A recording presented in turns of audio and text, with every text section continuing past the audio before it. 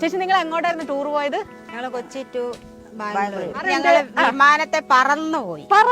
തൊഴിലുറപ്പിന്ന് മിച്ചം കിട്ടിയ 100, 50, 500 ഒക്കെ മിച്ചം പിടിച്ച് സ്വരു കൂട്ടി വെച്ച് ടിക്കറ്റ് ബുക്ക് ചെയ്ത് ഞങ്ങളുടെ എല്ലാ ജീവിതാഭിലാഷം പോലെ നെടുമ്പാശ്ശേരിന്ന് ബാംഗ്ലൂർ ഞങ്ങൾ പറന്നുയർന്ന് ഹാപ്പി ആയിട്ട് അടിച്ചു പൊളിച്ച് ഞങ്ങള് പോയി. തിരുവനന്തപുരം ടു കൊച്ചിയാണ് ഞങ്ങൾ ആദ്യം ഒന്ന് പ്ലാൻ ചെയ്തത്. കണ്ണടച്ച് തുറക്കുന്നതിന് മുമ്പ് അങ്ങ് ചെല്ലുമല്ലോ എന്നുള്ള ഒരു ഇത് വെച്ചുകൊണ്ടാണ് ബാംഗ്ലൂർ തിരഞ്ഞെടുത്തത്. ഞങ്ങള് റിപ്പബ്ലിക് ദിനം ആണ് ഞങ്ങള് തെരഞ്ഞെടുത്തത്. ഞങ്ങൾ ആ ദേശീയ ഗ്രാമീണ തൊഴിലുറപ്പ് പദ്ധതി ഉള്ളവരല്ലേ, അപ്പൊ ഞങ്ങൾ ആ ദിവസം വേണ്ട തെരഞ്ഞെടുത്തത്. തീർച്ചയായും 2-3 വർഷമായിട്ട് എല്ലാ വർഷവും ഇങ്ങനെ മിച്ചം പിടിക്കുന്ന പൈസ കൊണ്ട് ഞങ്ങൾ പോകുമായിരുന്നു. അത് മൂന്നാറ്, തിരുവനന്തപുരം, അങ്ങനെ നീലക്കുറിഞ്ഞ് പൂത്തപ്പോഴാണ് മൂന്നാറിൽ പോയതും ഒക്കെ. ഞങ്ങളുടെ ഒരു വർഷത്തെ ഈ സമ്പാദ്യത്തിൽ നിന്ന് ഞങ്ങൾക്ക് സന്തോഷിക്കണ്ടേ?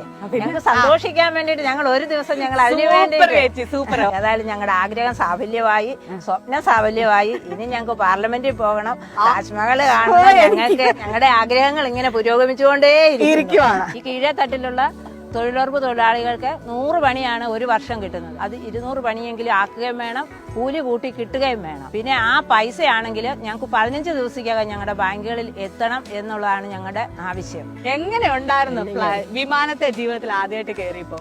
എനിക്കൊരു പേടിയില്ല, ഞങ്ങൾ സുഖമായിട്ട് പറന്ന് കയറി. കോട്ടയം ഫാൻസിക്കാടിലെ 12ാം വാർഡിലെ തൊഴിലുറപ്പിലെ ചേച്ചിമാരാണ് ഈ നിൽക്കുന്നവര്. ഇവരാരും ചില്ലറക്കാരൊന്നുമല്ല, വലിയ പുള്ളികളാ അല്ലെ ചേച്ചിമാരെ? വേണ്ടോ? അവര് ഈ തൊഴിലുറപ്പിൽ നിന്ന് മിച്ചം കിട്ടിയ കാശും കൊണ്ട് ഇവരൊരു ടൂർ പോയിരിക്കുക. ആ ടൂറിന്റെ വിശേഷം നമുക്ക് ഇവരോട് തന്നെ ചോദിക്കാം. ഹായ്. എല്ലാരും ഹായ് വെക്ക്. അതെ, ഇവര് ഭയങ്കര എനർജിയാണ്. ചേച്ചി നിങ്ങൾ എങ്ങോട്ടായിരുന്നു ടൂർ പോയത്?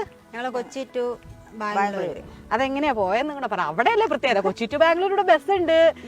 ഞങ്ങള് വിമാനത്തെ പറന്നുപോയി.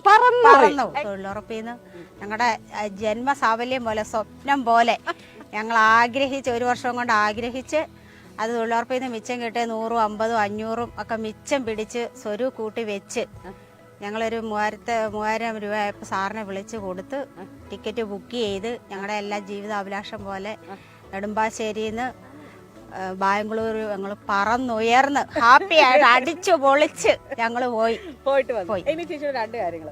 ഒന്ന്, ചേച്ചി പറഞ്ഞു നിങ്ങൾക്ക് തൊഴിലുറപ്പിൽ എത്ര രൂപയാണ് കിട്ടുന്നത്? 311. നിങ്ങൾക്ക് ഇപ്പം വർഷത്തിൽ എത്ര പണിയാ ഉള്ളത്? 100 പണി. ഈ കീഴേത്തട്ടിലുള്ള തൊഴിലുറപ്പ് തൊഴിലാളികൾക്ക് 100 പണിയാണ് ഒരു വർഷം കിട്ടുന്നത്. ആ 100 പണിക്ക് പോരാ, അത് 200 പണിയെങ്കിലും ആക്കുകയും വേണം, കൂലി കൂട്ടി കിട്ടുകയും വേണം.